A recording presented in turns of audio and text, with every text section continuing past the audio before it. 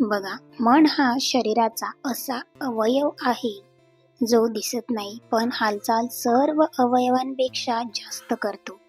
नेहमी चलबिचल असतो, कधी उत्साही, कधी निराशा, मनात कधी कोणता विचार येईल हे कधीच सांगू शकत नाही किंवा सांगता येत नाही. त्यामुळे मनाचे खेळ जो व्यवस्थित खेळू शकतो तोच आयुष्यात मात्र वेळोवेळी जिंकत असतो. बघा, आज मी इथे बसलेली आहे आणि माझं मन अनेक ठिकाणी भरकट असतं.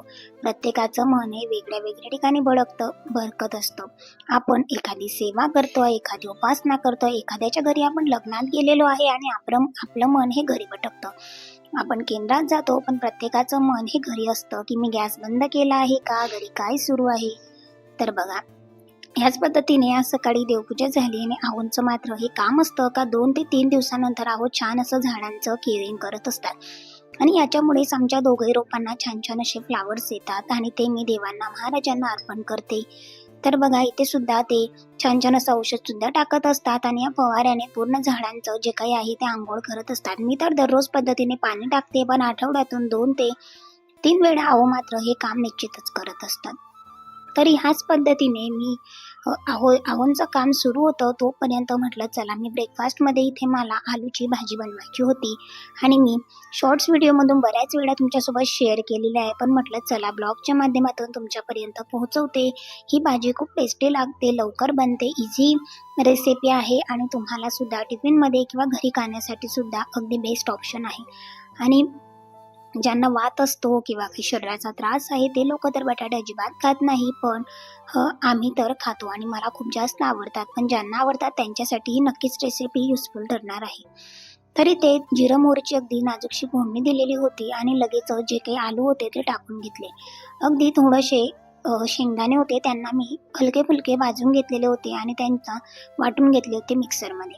तेलामध्ये व्यवस्थित अशी फ्राय करून घेतली आलूची भाजी. म्हणजे 2 ते 3 आलू मी उकडून घेतलेले होते, त्यांचे सालं काढून घेतले, त्यांना तेलामध्ये आता फ्राय करून घेतले. त्याच्यावरच शेंगदाण्यांचं जे काही भाजलेलं कूट होतं ते टाकून दिलं.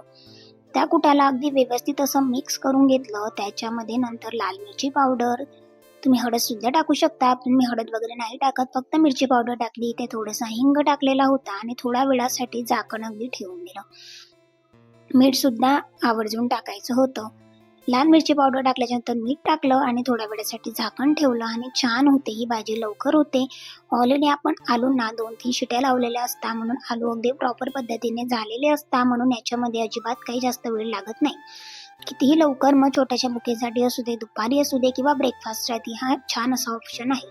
आणि असा पोट भरून ब्रेकफास्ट जर सकाळी केला ना तर नक्कीच दिवसभर जे जॉबला जातात किंवा स्कूलला जातात, कॉलेजला जातात त्यांना सुद्धा अजिबात दिवसभर भूक लागत नाही. म्हणून आहोसाठी असं करत असते. आहोंचं जिथे अर्धं काम तिथे सुरू होतं, म्हणजे झाडांचं काळजी घेणं, मग आता नवीन फूल येत आहे का किंवा त्यांना औषध वगैरे देणं हे आहो करत होते. तोपर्यंत म्हटलं चला मी इथे लवकर सकाळी ब्रेकफास्ट वगैरे आवरून घेते. मग पुन्हा दुपारची कामे आवरायची, बाकीची कामे आवरायची आणि मग स्वयंपाकाला सुद्धा लागायचं होतं.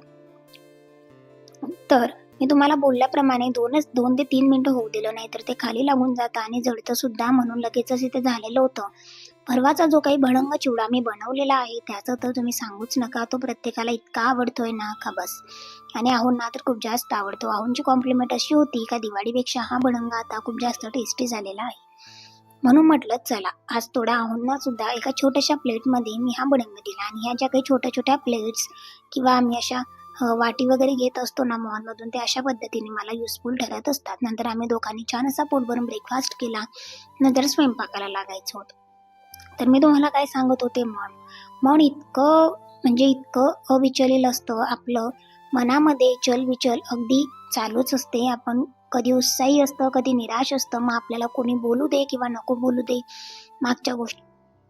मागच्या गोष्टी सुद्धा आपलं मन आठवत असतं आणि त्या गोष्टीवर मात्र ते निराश होऊन बसलेलं असतं. कधी थकत असतं, कधी निराश होतं, कधी हताश होतं. पण असं न होता आपलं मन एका जागी जर तुम्हाला स्थिर करायचं असेल तर तुम्हाला नक्कीच त्याला कोणत्या तरी नामस्मरणामध्ये गुंतवणं हे तितकंच महत्त्वाचं असते.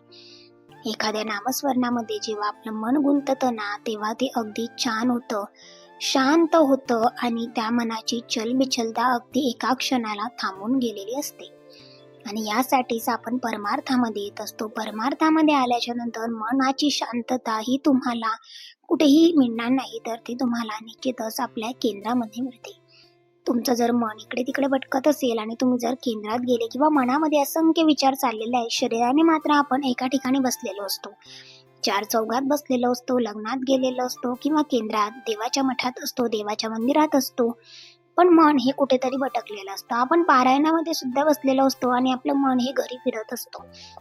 घरी गॅस बंद केला आहे का, घरी कोणी आलं असेल का, घरचं माझं कामं बाकी आहेत, आवरलं गेलेलं आहे, असं जर आपलं सगळं काही लक्ष घरात असेल आणि आपण जे पूजा, ज्या पाठ किंवा जे पारायण करण्यासाठी ज्या सेवा आपण करत आहोत त्याच्यात जर आपण मनाने जर नसू आणि फक्त शरीराने असू, तर त्याचाही काही उपयोग होणार नाही.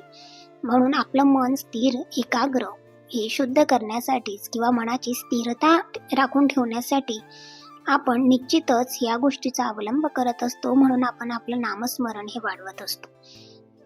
तर बघा, इथे स्वयंपाकाची वेळ झालेली होती, म्हणून चपातीचं जे काही होतं ते कणिक मळून घेतलेली होती. कढईमध्ये थोडंसं तेल घेऊन जिरं मोहरीची फोडणी दिली, लसूण कांदा टाकून घेतला आणि आज मला अख्खे मसूर बनवायचे होते. ही भाजी खूप छान लागते, टेस्टी लागते आणि कधीतरी कडधान्य हे पोटात गेलेले असावी ह्या माध्यमातून म्हणा किंवा ब्रेकफास्टच्या माध्यमातून म्हणून अशी मसूरची, अख्खे मसूर किंवा उडीद म्हणा किंवा मूग म्हणा किंवा मटकी म्हणा, अशा पद्धतीने मी बनवत असते. बऱ्यापैकी थंडी आमच्याकडे सुद्धा येता वाढलेली आहे आणि तुम्ही बघितलं का, जेवढ्यामध्ये मी एक शिटी लावून घेतली होती मसूरला, अगदी त्याच पाण्याच्या कन्सिस्टन्सीमध्ये मी टाकून दिलं. सर्व काही जे पावडर मसाले होते, गरम मसाले ते टाकले, नंतर छोटीशी कोथिंबीर होती ती गार्निश केली आणि थोड्या वेळासाठी त्यांना साईडला ठेवलं. जोपर्यंत माझ्या इथे चपाती होत आहे तोपर्यंत हे सुद्धा इथे माझं होत होतं आणि छान अशी भाजी इथे आता तयार होणार होती. आपलं मन स्वयंपाकात असायला हवं. ज्यावेळी आपण स्वयंपाक करतो त्यावेळेस आपण पूर्णपणे मनापासून, शरीराने तर आपण कामं करत असतो, पण मनापासून आपण किचनमध्ये असायला हवं. जेव्हा आपण मनापासून किचनमध्ये असतो ना, तेव्हा निश्चितच आपल्या घरच्यांवर होणारे, त्यांच्या मनावर होणारे परिणाम हे आपले चांगलेच होतात. कारण आपल्या मनामध्ये नामस्मरण किंवा घरातलंच आपलं बोलणं किंवा इतरांचे वाईट विचार डोक्यात असायला नको. किंवा म्हणजे जेव्हा आपण स्वयंपाक करतो तेव्हा आपण भांडतही नसो. काही स्त्रियांचं असं असतं, ते भांडत असतात, वाद करत असतात आणि भांडता ते स्वयंपाक करतात. त्याच्यामुळे आपल्या त्या अन्नामध्ये सुद्धा त्याचप्रमाणे भांडणाचे दोष येतात आणि तेच दोष आपल्या प्रत्येकाच्या शरीरावर जातात आणि प्रत्येकाच्या मनावर मात्र ते राज्य करत असतात आणि याच्यामुळे आपलं मन अशुद्ध होतं, आपलं मन कुठेही लागत नाही. तर बघा, आता इथेच मी लगेचच आहोंचा टिफिन वगैरे पॅक करून घेतलेला होता. पोळी, थोडंसं आहोंसाठी स्नॅक्स असतो एका टिफिनमध्ये आणि गरमागरम भाजी थोडी लवकर टाकते, कारण ती थंड होण्यासाठी पुरेसा वेळ मला हवा असतो. आणि पोळ्या सुद्धा मी थंड करण्यासाठी ठेवून दिलेल्या होत्या. सो तुम्हाला आजची झटपट रेसिपी कशी वाटली नक्कीच सांगा. तुम्हाला जर आजचा ब्लॉग आवडला असेल तर तुम्ही ब्लॉगला नक्कीच भरभरून प्रेम द्या. नवीन असाल तर चॅनलला सबस्क्राईब करा. पुन्हा भेटेल उद्या.